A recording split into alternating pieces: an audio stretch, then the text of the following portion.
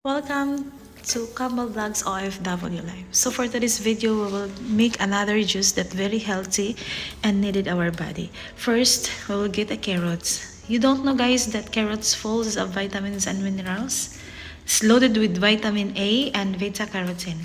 Can lower diabetes risk, have calcium and vitamin K, and support immune functions and promote healthy skin. So the next ingredients guys is orange. So, orange can protect our cells from damage, helps body collagens, and protects that heal wounds. And we also know, guys, that orange is rich in vitamin C, good source of citrics and protects against kidney stones.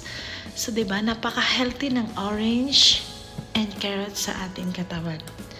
But if you are acidic guys, I suggest you to limit the intake of orange. Our next ingredients guys is beetroot. So we need to remove the skin and cut into medium size.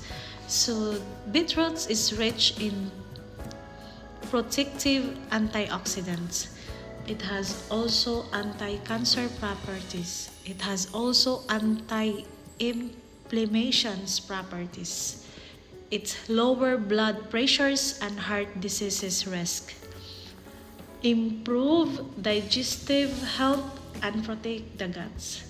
Improve exercise performance and support energy level. And also supports brain health. So, full of vitamins and minerals that we will get in beetroot. So, ano pang hinihintay nyo guys? Gumawa na kayo ng juice na katulad nito.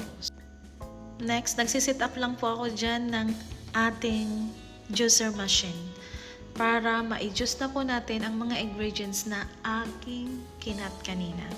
So, by the way guys, as an advice at ginagawa ko na rin ngayon. So, dati kasi lamunan talaga ako. Hindi naman dati. Hanggang ngayon naman talaga guys. Pagka masarap talaga ang ulam, hindi ko talaga ma-maintain din yung pagkain ko.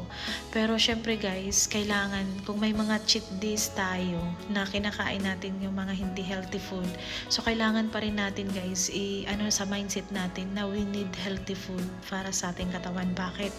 Sa panahon ngayon talagang sadyang napakahirap magkasakit. Pag may sakit ka na malala, wala. Imbis na gagaling ka dahil sa kakulangan mo, wala kang perang pampagabot, tsugi lang muna, diba? So, we need to invest ourselves na sa mga healthy food na kinakain. So, bilang OFW, mas maswerte na ako dito guys, kasi bakit? Minsan nakakalibre ako sa mga groceries ng amo ko. Ayan.